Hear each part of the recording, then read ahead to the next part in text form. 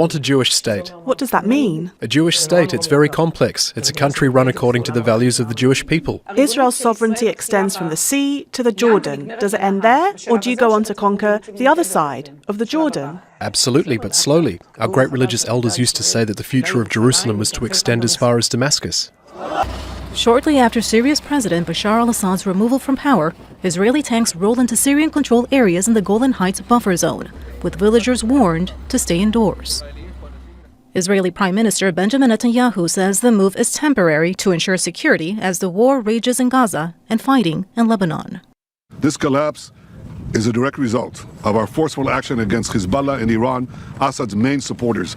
It set off a chain reaction of all those who want to free themselves from this tyranny and its oppression. Some analysts say Israel may see Syria's political transition as an opportunity to expand its territory into the country. Israel's far-right minister Bezalel Smotrich has in recent months talked about what he describes as a strategy for a greater Israel, one backed by others on the far right of Israel's political establishment.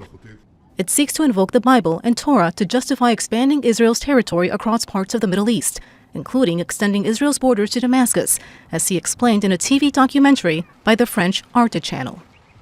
I want a Jewish state. What does that mean? A Jewish state, it's very complex. It's a country run according to the values of the Jewish people. Israel's sovereignty extends from the sea to the Jordan. Does it end there, or do you go on to conquer the other side of the Jordan? Absolutely, but slowly. Our great religious elders used to say that the future of Jerusalem was to extend as far as Damascus. It's too early to know how Syria's main opposition leader Abu Muhammad al-Julani will work with other rebel groups, and ultimately how they will address Israel and Iran. But he's given an indication of his thinking. This victory, my brothers, is a new chapter in our history. It is a turning point for the region. How many dangers have we avoided? Assad handed Syria over to Iranian ambitions, spreading sectarianism and corruption throughout the country.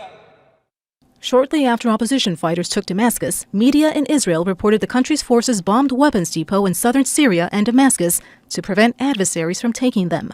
The new leadership in Syria is now under scrutiny to see who it builds alliances with.